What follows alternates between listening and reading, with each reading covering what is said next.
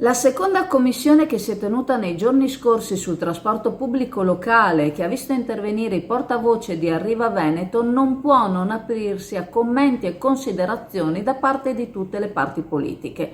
Il commento che riportiamo è di Fratelli d'Italia. Il gruppo riferisce che l'amministrazione in questo frangente non si è dimostrata all'altezza. Nel passaggio tra ACTV e Arriva Veneto non ha pianificato in maniera adeguata. Afferma anzi che il passaggio non ha avuto controllo e ciò ha permesso che si siano manifestate numerose criticità, a partire dall'isolamento in cui si trovano tuttora le frazioni a causa di un servizio ridotto drasticamente.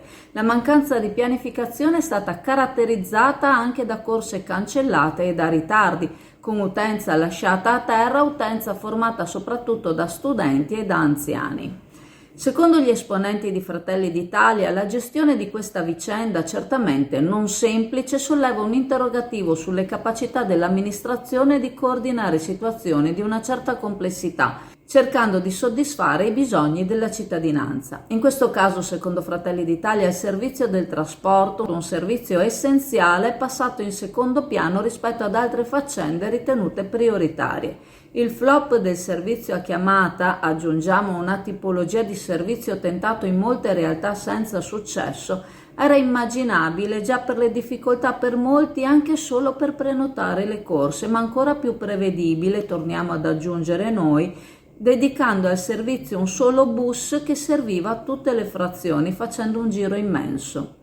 Ridurre le corse ha di fatto isolato le comunità delle frazioni, prosegue Fratelli d'Italia, affermando che quella che la Chio ha dichiarato fase sperimentale a causa della cattiva gestione con cui è stata amministrata ha trasformato l'utenza in cavie, senza però dare soluzioni alternative e concrete. Sindaco e amministrazione sono i responsabili di tale disastro, di cui hanno cercato di incolpare ACTV, e ciò, afferma Fratelli d'Italia, era avvisabile sul numero di chilometri che si leggono nel contratto: 800.000 veri per ACTV e 500.000 veri più 300.000 chiamata per Arriva Veneto, che non saranno utilizzati questi ultimi 300.000 proprio per le difficoltà che presenta la fruizione del servizio, secondo Fratelli d'Italia. Un altro punto, evidenzia Fratelli d'Italia, emerso anche ieri in commissione, sono le relazioni tra il comune di Chioggia e ACTV, che ora sono drasticamente cambiate le dinamiche tra l'ente e la partecipata. A riguardo Fratelli d'Italia ha chiesto un incontro con il consiglio di amministrazione e con il rappresentante del comune clodiense all'interno di ACTV.